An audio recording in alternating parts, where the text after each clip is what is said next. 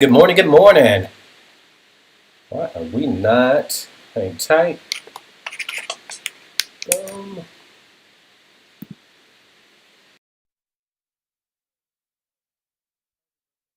just fine. Happy Monday to everybody. Vernon Brown bringing health, happiness, and everything in between 7:45 Central, 8:45 Eastern, 5 days a week. We're going to be diving into a really fun topic. We're going to be talking about relationships this week. And we've been building towards this if you've been following along. And thank you if you have been. We are going to be talking about the spice of life, the thing that brings everything a whole new life and meaning relationships. This is a really, really, really popular topic, of course, just because by design, but also it's one of those great places people like to go to figure out how to be better. So I'm going to take my spin on things because it's always about the positive. It's not about saying what's wrong and all that stuff like that and telling people who they are. That's not my bag. I don't tell you how to live. I'm just trying to give you suggestions to help you live a better life according to how you live. I'm not going to tell you how to believe. I just want to make sure you believe that you can find a better solution for your life. So when we're talking about relationships and even looking at how things were building, right? We were talking about raising your standards a couple of weeks ago, and then last week we were talking about just looking at how you can. Well, excuse me, raising your standards last week and a week before that about getting unstuck.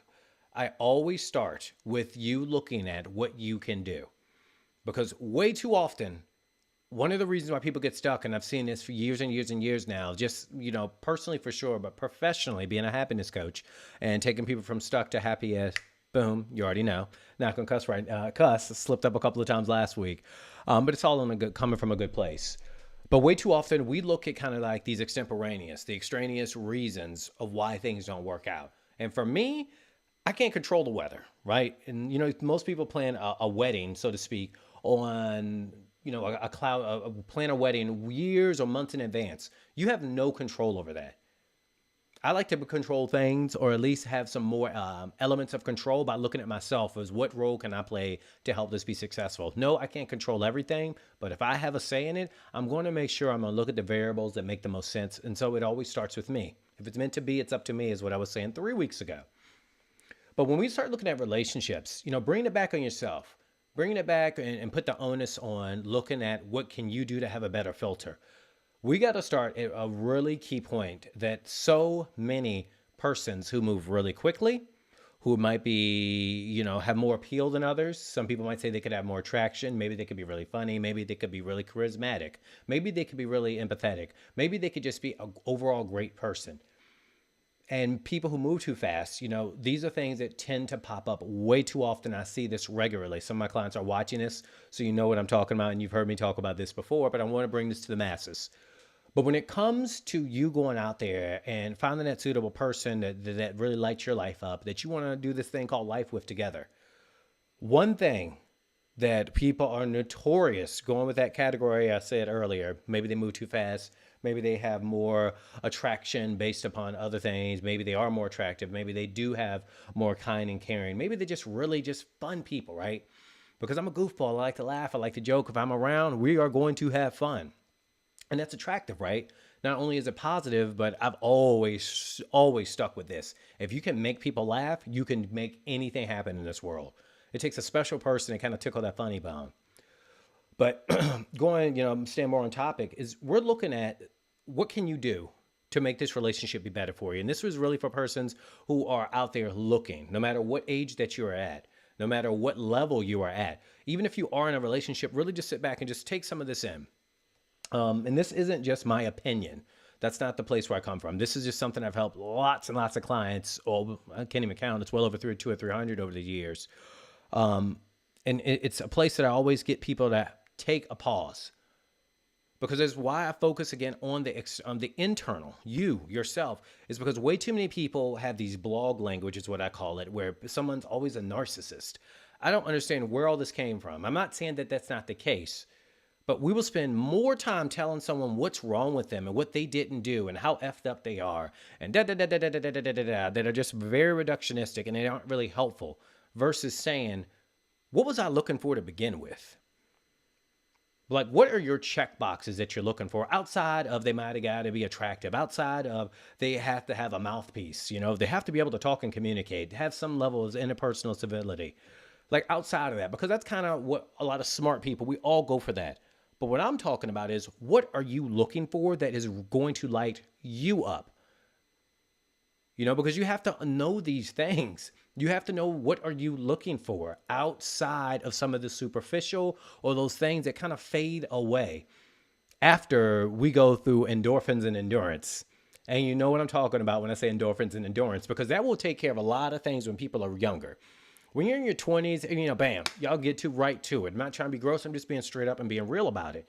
You can work through some of those things, but what people are really starting to go for, especially the clientele I tend to talk to about 35 plus, is once you get past those things, because that attraction is there, what's left? And what tends to be left is the things that you never took into account. When I was growing up, it was, you can't show your teacher every guy you meet, is what the song used to say. I'm taking it back from my old heads here, my OGs with Betty Wright with that song. But what that was going at teaching you is that you need to make sure that you have an outside influence to keep you tried and true to what your values are. And we've very far and significantly stepped away from that type of parenting and that sort of guidance and coaching that we all had, 2, 3, 4 generations ago. Because even in my generation, I'm an 80s baby. Even in my generation, we had elements of it, but not quite there. You see, a lot of people are asking, well, what happened to this world? And they want to blame this and they want to blame that. Straight up, we're not having really productive conversations anymore. We're having superficial conversations. When I was growing up, and even probably generations before me, when things were going wrong, whether personal, professional, your relationship, you would go out to a front porch, somebody's front porch. I've got a really great guest coming on here, and she's all about the front porch, because that's one of her platforms. We would have a front porch and we would say, hey, uncle, hey, auntie, hey, neighbor down the street, guy, gal, gender didn't matter. But you would sit there and they would look at you and maybe sitting in a rocking chair, and the person would come up. And I remember seeing this even again in my generation. And somebody would just say, life is hard. And then somebody in some way, shape, or form would say something, what's going on? And I just remember even seeing like my uncle and my grandfather at the time, and they would say, well, and I was a little kid. I'm like 3, 4, 5, 7 years old. I didn't understand. I just knew that this guy came up that I knew down the street, and he's talking to my uncle, and everybody knew my uncle and my grandfather and my aunt, my Aunt Dolores. I love my Aunt Dolores. So sad for her passing. But they would come and they would just have these problems, and they would say, well, what were you looking for? Well, what did you expect to have happen? And they weren't judgmental. They didn't say that you're a narcissist. They wouldn't say that you are, controlling. They wouldn't say that you are, what is it? What is some of the phrase? Y'all are familiar with that language, right? And the thing that cracks me up, I have to take a little sidestep here with that, is that language doesn't give people direction. It just says what's wrong with people. That doesn't help. If it's not for you, it's best for you just to say, hey, I'm just moving on. It's not what I'm looking for. But back to what I'm talking about, that we would have people who would push you to look at things differently outside of how you perceiving them, because your perceptions will say this person's stupid. When somebody like my uncle, aunt, cousin, whomever, they would say, well, what kind of bait were you using? That old school saying. They were like, well, what do you mean? Where you're being flashy, you're being this and being that. What did you expect to catch? And that always amazed me. And it's a funny thing, because when people sat back and realized what type of result were you looking for based upon those actions, it's completely removes that person and puts you more in the driver's seat of, wow, maybe I could do things a little differently. This is why I wanted to start here, because we need to see what type of bait are you casting out there. This isn't judgmental, but it's just being honest. If you're out there campaigning, because we all are campaigning, we're always selling something. Everyone's always selling something. And let me say it like this. We're all asking and we're all looking for something. We all are. Some of us might have our white flag up saying, I surrender in life. I can't do this. Some of us are looking at life saying, I want to have the most fun, but we're all looking for something. But you need to be aware of what's going to light you up, though. Because most times, I don't know about you, when I first started learning this life, I would sit back and just say I wanted her to have this and she had to have that. And I was just going out there. Why? Because that's what this box called TV told me I needed. Now we have social media. But once you get past all those things that other people are telling you, what do you want? Why do you want this kind and caring person? Do you receive kind and caring well? I can't tell you the amount of my clients, a lot of my female clients, they say they want a guy who's caring, a guy who's got this, and a guy who's that, but they're not the type of persons who really receive that well. So when they ask for that and then they get that, they're like, oh, I don't like that. He's soft. And I'm not knocking that. That's a preference. You're allowed to have a preference, but that's what you're asking for. So I think I know this is so important because when I do this exercise with people and I'm just kind of touching on it here, I'm not really walking you all through it.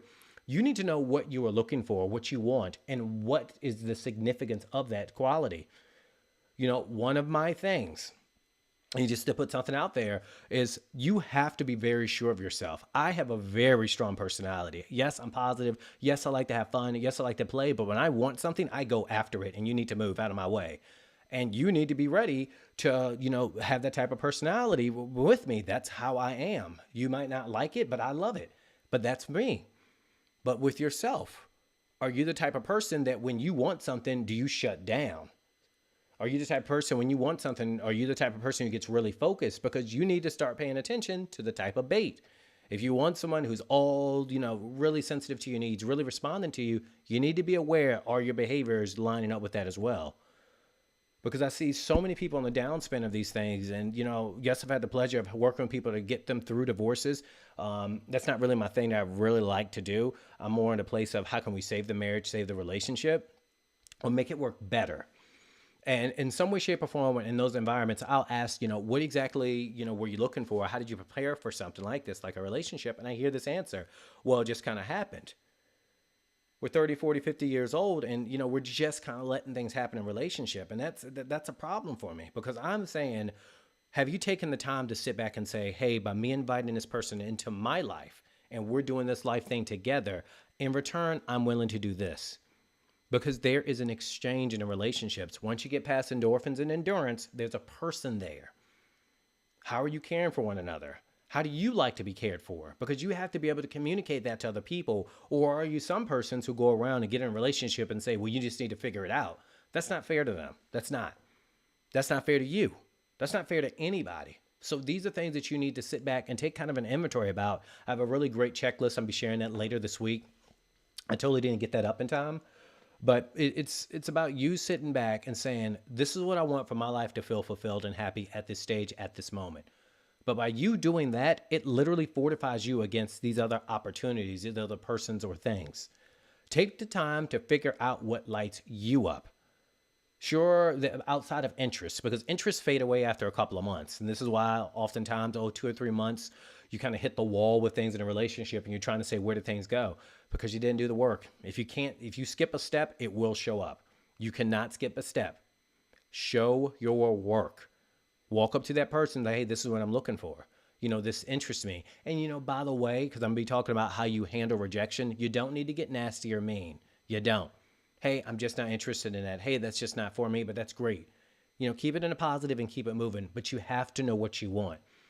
You do not go out there and apply for a job without knowing what you want. Or do you just walk up there with a blank resume and say, here, hire me, I'll do it. And then get into it and say, oh, this is what I want. And that's what a lot of us do. Break that cycle. Take the time to figure out what you want and why is that going to make and what is the significance behind that? Not the why, but what's the significance? I'll be talking more about this tomorrow. Keep it in the positive and find what you want in this life by knowing what you want. Because once you know what you want, it's no longer a blind spot. Now you can go out there and get it. Don't live life in reverse and go out there and say it's not what you want and then complain about it for 20, 30, 40 years and say there aren't any good ones left. No, you didn't do the work is what you're telling people. That's what smart people are picking up on. If you're smart enough to get a better job, you're smart enough to move up in upper management, you're smart enough to do these great things in life, then take the time and be considerate of your time and their time as well. I'm going to see you all tomorrow. Keep it positive, keep it happy, and just stay focused. Get what you want out of this life by figuring out what you want. I'll see you all tomorrow.